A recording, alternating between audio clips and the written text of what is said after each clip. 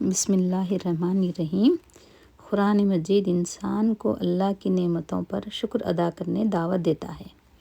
آج ہم سورہ رحمان کی 2 آیتوں کی تشریح کے بارے میں بات کریں گے، جو ہم کو اللہ کی کرامات، قدرت، نعمت اور رحمت کا پیغام دیتی ہے۔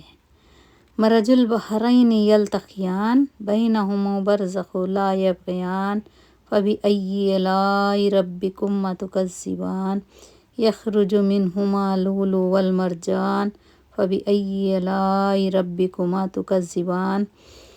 اللہ تعالیٰ فرماتا ہے کہ 2 سمندر آپس میں ملتے ہیں، ایک میٹھا اور ایک کھارا، مگر ان کے درمیان اللہ نے ایک ایسی حد یعنی برزخ قائم کر دی ہے کہ وہ ایک دوسرے پر زیادتی نہیں کرتے، یعنی دونوں پانی آپس میں نہیں ملتے ہیں۔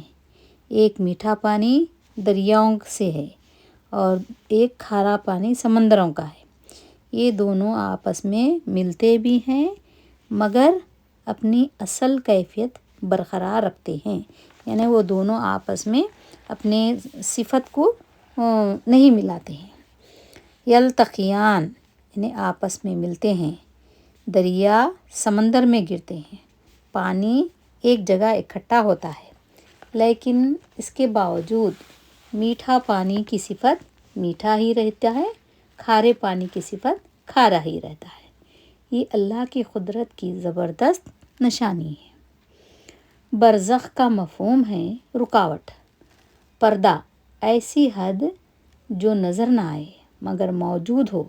یہ کوئی دیوار نہیں بلکہ اللہ کا بنایا ہوا قدرتی نظام ہے، جس کی وجہ سے پانی اپنی حد میں رہتا ہے، یعنی اپنی حدوں کو اُلانگھتا نہیں ہے۔ لا یبغیان زیادتی نہیں کرتے، یعنی ایک دوسرے کی حد میں داخل ہو کر اس کو خراب نہیں کرتے، یعنی اپنا مزہ تبدیل نہیں کرتے ہیں۔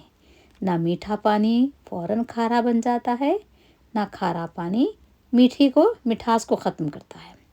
یہ اللہ کے مقرر کردہ نظم کی پابندی ہے۔ یہ آیات بتاتی ہیں کہ کائنات کا ہر نظام اللہ کے حکم سے چل رہا ہے۔ انسان جتنا بھی علم حاصل کر لے، یہ نظام نہیں بنا سکتا ہے۔ انسانی زندگی کے لیے یہ ایک اشارہ ہے۔ جیسے سمندر اپنی حد میں رہتے ہیں، اسی طرح انسان کو بھی اپنی حدود میں اپنا رہنا چاہیے۔ اللہ کے احکامات سے تجاوز نہیں کرنا چاہیے۔ اللہ کے بنائے ہوئے اصولوں میں ہم دخل اندازی نہیں کرنا چاہیے۔ اللہ نے ہمیں سکھایا ہے کہ فرق ہونے کے باوجود امن اور توازن ممکن ہے۔ طاقت کا مطلب زیادتی نہیں بلکہ نظم ہے۔ ہمارے لیے یہ ایک سبق ہے۔ ہمیں اپنی حدیں قائم رکھنا چاہیے۔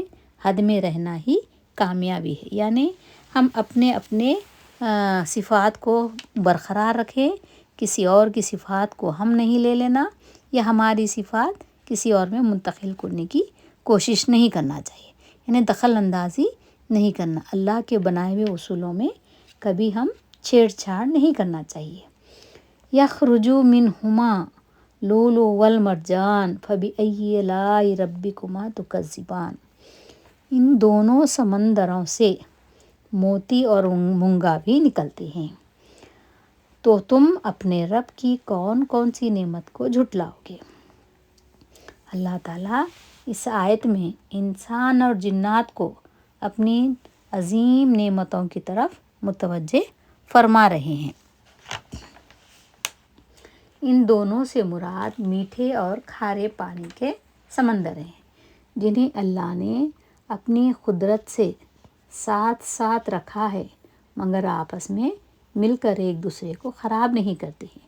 تو اللہ تعالیٰ یہ سوال کرتا ہے کہ تم میری کون کون سی نعمتوں کو جھٹلائیں گے۔ اللہ تعالیٰ فرماتے ہیں کہ انہی سمندروں سے موتی، لؤلؤ اور مونگا یعنی مرجان جیسی قیمتی اور خوبصورت چیزیں نکلتی ہیں، جو زیورات، تجارت اور انسانی ضروریات زندگی میں استعمال ہوتی ہیں۔ یہ سب اللہ کی قدرت، حکمت اور رحمت کی واضح نشانیاں ہیں۔ پھر سوالیہ انداز میں فرماتے ہیں اللہ تعالیٰ فَبِأَيِّ آلَاءِ رَبِّكُمَا تُكَذِّبَانِ، یعنی تم کن کن نعمتوں کو جھٹلاؤ گے؟